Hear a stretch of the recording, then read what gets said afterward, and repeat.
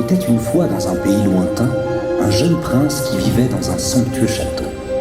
Bien que la ville est comblée de tous ses bienfaits, le prince était un homme capricieux, égoïste et insensible.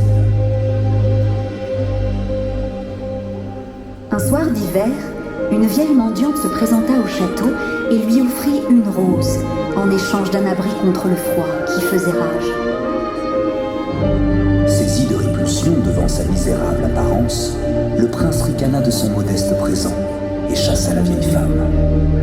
Elle tenta de lui faire entendre qu'il ne fallait jamais se fier aux apparences et que la vraie beauté venait du cœur. Lorsqu'il la repoussa pour la seconde fois, la hideuse apparition se métamorphosa sous ses yeux en une créature enchanteresse. Le prince essaya de se faire pardonner, mais il était trop tard car elle avait compris la sécheresse de ce cœur déserté par l'amour. En punition, elle le transforma en une bête monstrueuse et jeta un sort sur le château ainsi que sur tous ses occupants. Horrifiée par son aspect effroyable, la bête se terra au fond de son château, avec pour seule fenêtre sur le monde extérieur un miroir magique. La rose qui lui avait été offerte était une rose enchantée qui ne flétrirait qu'au jour de son 21e anniversaire.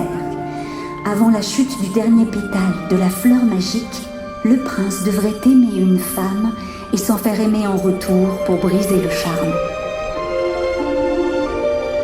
Dans le cas contraire, il se verrait condamné à garder l'apparence d'un monstre pour l'éternité. Plus les années passaient, et plus le prince perdait tout espoir d'échapper à cette malédiction. Car en réalité, qui pourrait un jour aimer une bête ?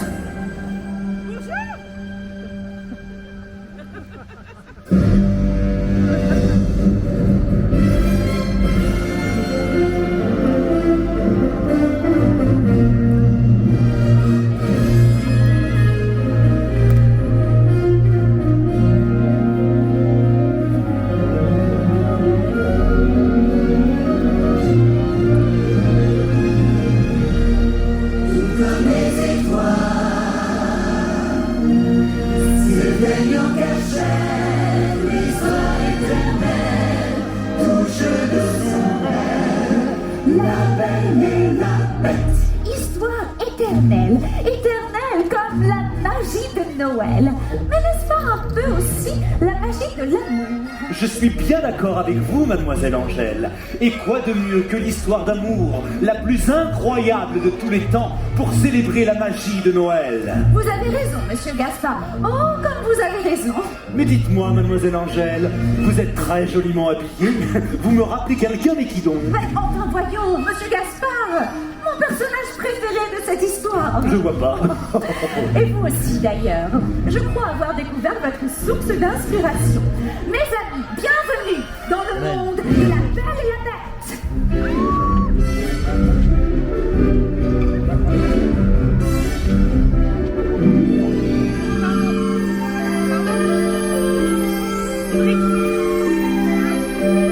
Ville sage sur un petit nuage où les jours se tiennent immobiles, où les gens dès le matin bavardent de tout et de rien. Bonjour, bonjour, Bonjour, bonjour. le boulanger porte son plateau bien garni, du bon repas de son fournir. Tous les matins c'est pareil, c'est le même phénomène dans les rues qui pleurent d'ennui. Bonjour monsieur, Où est-ce que tu vas? chez mon ami le libraire. Je viens de terminer une merveilleuse histoire à propos d'un homme de radiation. Marie, les baguettes, les assauts. T'es ailleurs avec des rêves plein les yeux. On ne sait pas quoi penser d'elle. Elle a toujours l'air absente, Au congé dans ses romans. des ailes pour nous de cette mademoiselle belle.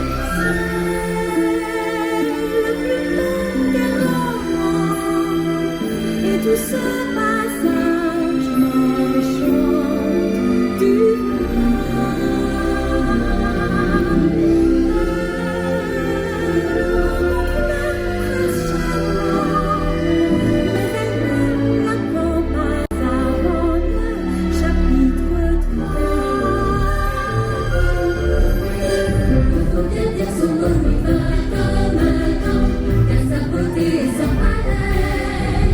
mais c'est son visage blanche. Elle est grande, même très étrange. C'est vrai qu'elle ne ressemble à personne. Non, elle ne ressemble à personne. Cette fille ne ressemble à personne. C'est elle. Pour qui se prend cette petite dinde? Personne n'a jamais tenu tête à Gaston. À l'instant même où je l'ai vue, un génie, je suis tombé amoureux d'elle. Elle est la seule ici-bas que je trouve digne de moi, et je compte bien épouser cette demoiselle.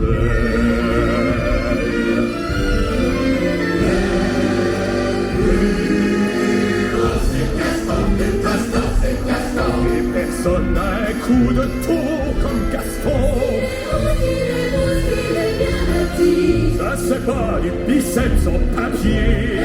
Le plus classe, c'est Gaston. Plus rien, c'est Gaston. Au concours de crachat, personne crache comme Gaston. Je suis vraiment très doué en expectoration. C'est bon Gaston.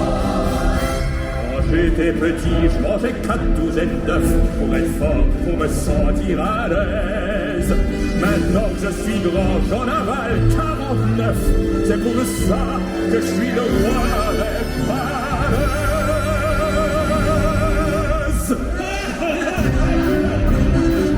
Il est divin, il est infini, Monsieur Gaston, quel beau garçon. Mon cœur s'emballe, je fais des failles. Je ferai pour un bel, un excellent mari. Perdu dans son univers, c'est une étrange demoiselle. Elle est fantastique, bizarre, un fossé nous sépare. Mais elle ne ressemble à personne, non, elle ne ressemble à personne. Cette fille ne ressemble à personne. Bonjour. Bonjour. Bonjour.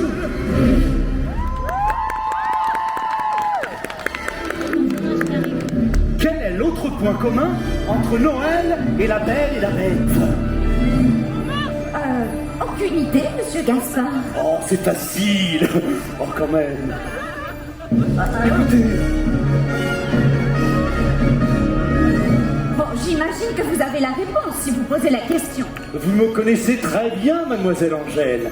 Je vous donne un indice. Que fait-on à Noël tous ensemble? On fait On fait la fête. exactement.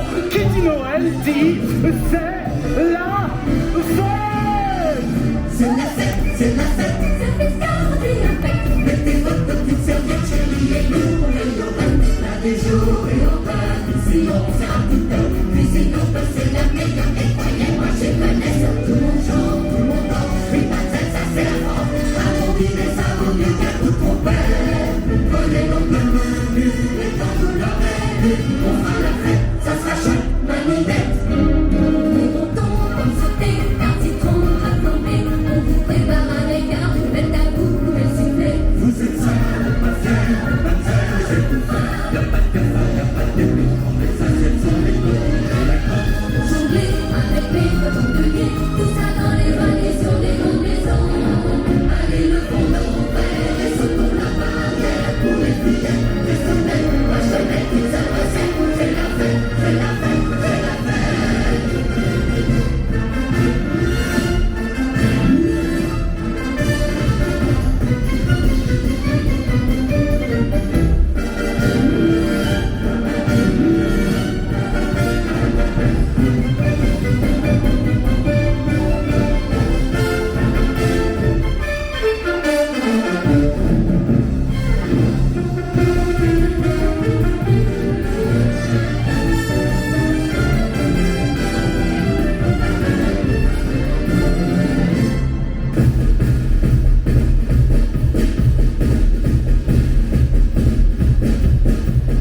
La vie est un supplice, moi domestique sans office qui ne peut faire le bonheur de l'homme qui vit. Le bon vieux temps des jours de la paix, que la vie a classé aux archives. 10 ans de vraie galère, indigné par la poussière sans jamais pouvoir montrer le savoir-faire. Pas déambulé autour du château, pas ta bouffe, un tapis de la bouteille de Malais.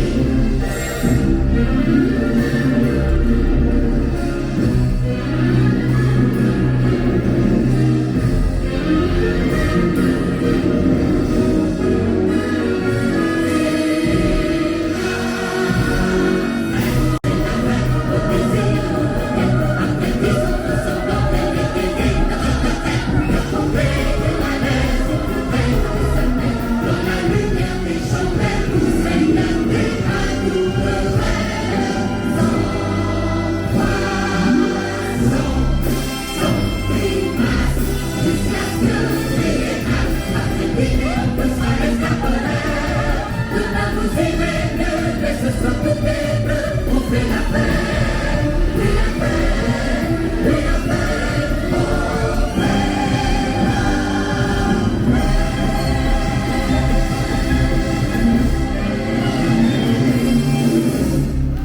Bravo! Bravo, mes amis! Formidable, et quelle fête, monsieur Gaspard! Quelle fête! N'oublions pas qu'au début de cette histoire, cela n'a pas été facile pour Belle. Oh, c'est bien vrai, mademoiselle Angèle. Et d'ailleurs, la bête, elle aussi, on était très contrariés. Heureusement, le temps a bien fait les choses. Et oui, la magie de chaque petit instant a changé l'histoire. Oh oui, des moments magiques et simples comme par exemple, prendre le temps de lire un bon livre. Oui, ou alors décorer le sapin tous ensemble. Oh oui, et s'installer et déguster un chocolat chaud au coin du feu. Oh, avec des marshmallows. Oh, j'adore. Attendez, je sais. Ou alors ouvrir ses cadeaux en espérant que l'on a été bien sage tout au long de l'année. Oui, profitons de la magie du moment présent. Car c'est ainsi que l'on peut faire de chaque petit instant une histoire éternelle.